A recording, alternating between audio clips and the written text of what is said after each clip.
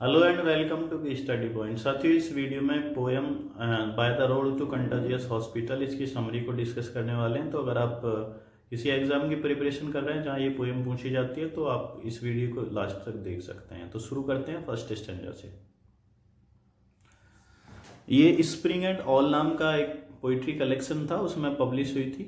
और William Carlos William की जैसे सभी पोएम होती हैं, हमारी पिछली वीडियोस में भी हमने डिस्कस किया था कि कुछ सेंस बनाती हैं और कुछ इनको कई बार राइटर्स ने, बाकी क्रिटिक्स ने बोला है कि इनकी कई पोएम सेंसलेस होती हैं। और उसका रीजन ये है कि ये जो टाइटल सेलेक्ट करते हैं उसके इर्द गिर्द कई बार इनकी पोएम नहीं होती है, अलग अलग सीन इनके होते हैं, हर स्टैंजा में अलग सीन क्रिएट करते हैं। तो यहाँ by the road to the contagious hospital, इसमें हॉस्पिटल के बारे में बहुत ज़्यादा कुछ नहीं है, लेकिन एक रोड है जहाँ ये ऑब्जर्व कर रहे हैं नेचर को, और वहाँ जो नेचर है यानी जो ट्रीज हैं, प्लांट्स हैं, या फिर जो वहाँ आसपास का सीन है उसको इन्होंने डिस्क्राइब कर दिया है पोएम के फॉर्म में। ठीक है, तो इसमें हॉस्पिटल या कंटाजियस हॉस्पिटल से बहुत ज़्यादा लेना देना कुछ है नहीं, लेकिन टाइटल इसका है by the road to the contagious hospital. वैसे ये इस टाइटल से ये सजेस्ट किया जाता है कि कोई रास्ता है जो एक हॉस्पिटल तक जाता है, और वो हॉस्पिटल एक संक्रामक रोगों से पीड़ित लोगों के लिए है, और वहाँ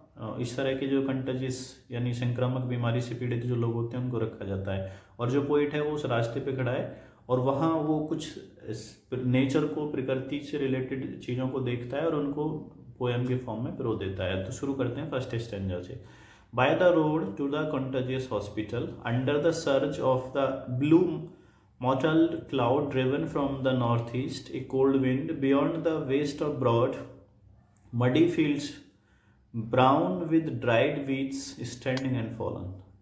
वो कहते हैं कि सड़क मार्ग से यानी उस रोड से और संक्रामक अस्पताल तक यानी जो कंटाजियस हॉस्पिटल है वहां तक कैसा माहौल है डिस्कस करते हैं कि जो हवा है ब्लू जो बादल हैं ब्लू मॉटल्ड क्लाउड्स यानी नीले रंग के धब्बेदार बादल, जो नॉर्थ ईस्ट से आने वाली ठंडी हवा है वो उनको इस तरफ लेके आ रही है, यानी वो यहाँ सर्ज हैं यानी उमड़ रहे हैं, यानी नॉर्थ ईस्ट से आने वाली हवा के द्वारा संचालित, यानी हवा से यहाँ नीले रंग के बादल जो धब्बेदार बादल हैं वो यहाँ उमड़ रहे हैं। मोटल मतलब धब्बेदार, क्लाउड्स मतलब बादल। ठीक है, beyond the west of broad, बहुत सारा जो वेस्ट है वो आसपास फैला हुआ है, मडी फील्ड्स हैं यानी कीचड़ युक्त खेत हैं, और ब्राउन विद ड्राइड वीड्स, और उन कीचड़ युक्त खेतों में, फील्ड्स में आसपास, उस रोड के आसपास जो सूखी खरपतवार होते हैं यानी घास फूस जो होती है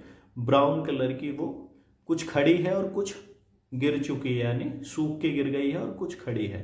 तो यह इस पहले स्टैंजा में बोलते हैं कि ठंडी ठंडी हवा आ रही है जो बादलों को इस तरफ, एक तरह से बोलते हैं कि इस रोड की तरफ सर्ज कर रही है। जो बादल कैसे हैं, ब्लू मॉटल है यानी नीले रंग के और धब्बेदार बादल हैं, और ठंडी हवा उनको इधर लेके आ रही है। फिर वो दूसरी लाइन में यानी इस पैराग्राफ के दूसरे पोर्शन में इस स्टैंजा के बोलते हैं कि आसपास खेतों में बहुत सारा वेस्ट यानी कचरा है, और मडी फील्ड्स यानी कीचड़ युक्त खेत हैं, और वहाँ ब्राउन कलर की जो सूखी पत्तियां होती है, घास फूस होती है, वो कुछ पड़ी हुई है और कुछ खड़ी हुई है। ठीक है, सेकंड स्टैंजा देखते हैं। Patches of standing water and scattering of tall trees, ये दो लाइन का स्टैंजा यानी कैपलेट है। तो इसमें बोलते हैं patches of standing water. Standing water से मतलब है कुछ ऐसा पानी जो तालाब के फॉर्म में यानी छोटे छोटे गड्ढों के फॉर्म में इकट्ठा हो गया है, वो दिख रहा है। स्कैटरिंग ऑफ टॉल ट्रीज, कुछ लंबे पेड़ हैं जो इधर मतलब दूर दूर, स्कैटरिंग मतलब बिखरे हुए यानी दूर दूर लंबे पेड़ दिख रहे हैं, लंबे पेड़ लगे हुए हैं। इसके बाद नेक्स्ट स्टैंजा आता है।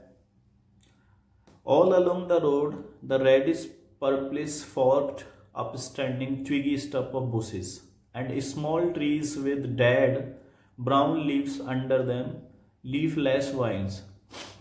वो इस स्टैंजा में बोलते हैं कि रोड के चारों तरफ यानी पूरी जो सड़क है उसके आसपास लाली छाई हुई है, और लाली से मतलब यहाँ है रेडिश मतलब लाल रंग की जो फूल पत्तियां हैं या फिर जो घास फूस है वो बैंगनी भी हो रही है और रेडिश भी हो रही है। ठीक है, यानी रेड कलर की हो रही है, पर्पलिश यानी बैंगनी हो रही है, फॉग कांटेदार है, अपस्टैंडिंग मतलब ऊपर की तरफ खड़ी हुई है, ट्विगी मतलब टहनीदार है, इस तरह की स्टफ ऑफ बुशेज हैं, इस तरह की झाड़ियां हैं।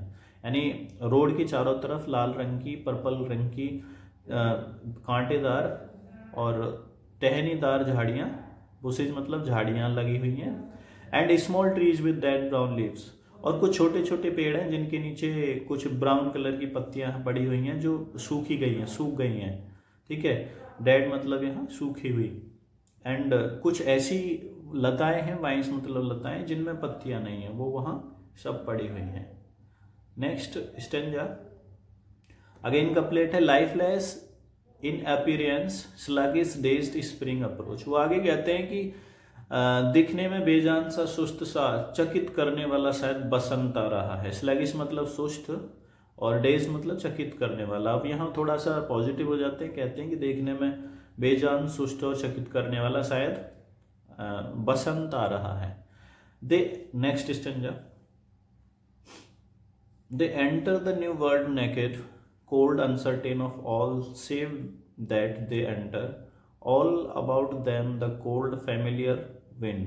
वह यहाँ दे वर्ड यूज किया गया उन पेड़ पौधों के लिए। वो कहते हैं कि जब वो एक नई दुनिया में प्रवेश करते हैं, मतलब जब पेड़ पौधे अच्छे से पनपते हैं, बढ़ते हैं, तो यहाँ उससे सेंस बनता है वो नई दुनिया में प्रवेश करते हैं तो नेकेड होते हैं, नंगे होते हैं और ठंडे होते हैं, सब में अनिश्चित होते हैं। और वो जब प्रवेश किसी नई चीज में एंटर करते हैं तो उनको सहेजते हैं, उनके बारे में सब कुछ ठंडा फैमिलियर विंड, यानी जो मतलब एक तरह से अनुचित या उचित जो हवा होती है वो महसूस होती है। नेक्स्ट स्टेंजा है, now the grass tomorrow the stiff curl of wild carrot leaf. Wild carrot एक गाजर घास होती है। वो कहते हैं कि आजकल जो घास दिख रही है वो हो सकता है भविष्य में एक गाजर घास की पत्ती की तरह कर्ल हो जाए, ठीक है। तो यहाँ थोड़ा सा फ्यूचर एक्सपेक्टेशन, पॉजिटिव एक्सपेक्टेशन देखने को मिलता है। नेक्स्ट स्टेंजा है, अगेन कपलेट है, 2 line, one by one objects are defined, it quickens clarity outline of leaf. वो कहते हैं कि एक एक करके वस्तुओं को परिभाषित किया जाता है, यह तेजी से होता है, स्पष्टता से होता है, और जो पत्ती की रूपरेखा होती है वो भी एकदम साफ होती है। यानी जो इसका सेंस है कि जो जंगल में जो भी वनस्पति होती है वो सब एकदम साफ दिखने लगती है, सब स्पष्ट होती है और तेजी से होती है। इसके बाद नेक्स्ट और लास्ट स्टेंजा है पोएम का, but now the stark dignity of entrance, still the profound change has come upon them, rooted they grip down and began to awake. अब यहाँ वो वही एक्सपेक्टेशन, पॉजिटिव एक्सपेक्टेशन की बदलाव आने वाला। वो कहते हैं कि जो बदलाव होता है यानी स्टार्क डिग्निटी ऑफ एंट्रेंस, जो बदलाव की यानी प्रवेश की जो सख्त गरिमा होती है, उसके बावजूद भी जो गहराई होती है बदलाव की वो उनके ऊपर आ चुकी है, ठीक है। यानी जो बदलाव है वो बहुत सारी हम बोल सकते हैं कि चैलेंजेस के बाद भी आ चुका है। रूटेड द ग्रिप डाउन, जो अपनी पकड़ बना चुका है, और बिगिन टू अवॉक, जो जागना शुरू या जगाना शुरू कर सकता है, करने वाला है। यानी वो नेचर के थ्रू इंसानों को एक मैसेज देना चाहते हैं कि बदलाव होता है। और ऐसा कुछ क्रिटिक्स बोलते हैं कि ये स्टेंजा उन्होंने वर्ल्ड वॉर से जोड़ा था। वर्ल्ड वॉर फर्स्ट के बाद जो चीज़ें घटित हुई थी तो उसके बाद इस स्टेंजा में वो सेंस निकालते हैं क्रिटिक्स की एक टाइम के बाद, एक चैलेंज के बाद जब नई चीज़ें होती हैं, हो जाती हैं, नई चीज़ें शुरुआत होती हैं, बड़ी चैलेंज को ओवरकम करना पड़ता है, लेकिन जो होती हैं तो फिर वो लोगों को जगाना शुरू करती है, नई शुरुआत फिर लोगों के सामने आती है, लोग फिर उसको एक्सेप्ट करते हैं, अडॉप्ट करते हैं। तो ये पोएम थी, इसकी समरी मैंने आपके साथ शेयर की। आपको कैसी लगी कमेंट करके बता सकते हैं। बाकी पोएम्स की समरी देखने के लिए कार्लोस की आप चैनल पे प्लेलिस्ट है, उसको चेकआउट जरूर कीजिए और अपने विचार शेयर कीजिए। चैनल को सब्सक्राइब नहीं किया तो जरूर कीजिए। Thank you.